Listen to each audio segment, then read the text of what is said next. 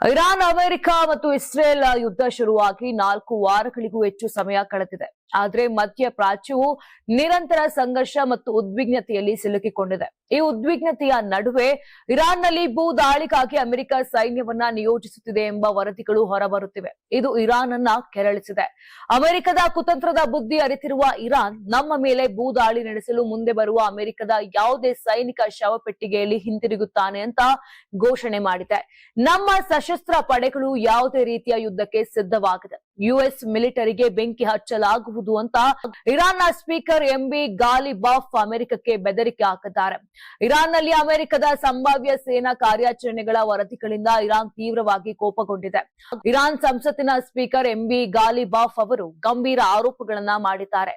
ಅಮೆರಿಕವು 2 ಮಾನದಂಡಗಳನ್ನ ಅಳವಡಿಸಿಕೊಂಡಿದೆ. ಒಂದೆಡೆ ಅಮೆರಿಕವು ರಾಜತಾಂತ್ರಿಕತೆ ಮತ್ತು ಸಂವಾದದ ಬಗ್ಗೆ ಮಾತುಕತೆಗಳನ್ನ ಸಾರ್ವಜನಿಕವಾಗಿ ಪ್ರತಿಪಾದಿಸುತ್ತದೆ. ಮತ್ತೊಂದು ಕಡೆ ನೆಲದ ಮೇಲೆ ದಾಳಿಗೆ ಸಿದ್ಧತೆ ನಡೆಸುತ್ತಿದೆ.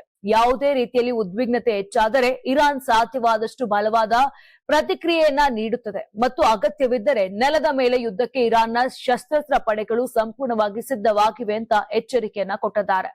ನೀವು ಸಣ್ಣ ಆಗ್ಬೇಕಲ್ವಾ? ಅದು ಒಂದು ಉತ್ತಮ ಆಹಾರದಿಂದ ಸಣ್ಣ ಆಗ್ಬೇಕಲ್ವಾ? ಪ್ರತಿದಿನ ನಮ್ಮ ಜೀನಿ ಸ್ಲಿಮ್ ನ ಯೂಸ್ ಮಾಡಿ ಯಾವುದೇ ಸೈಡ್ ಎಫೆಕ್ಟ್ ಇಲ್ದಂಗೆ ನೀವು ಸಣ್ಣ ಆಗ್ತೀರಾ.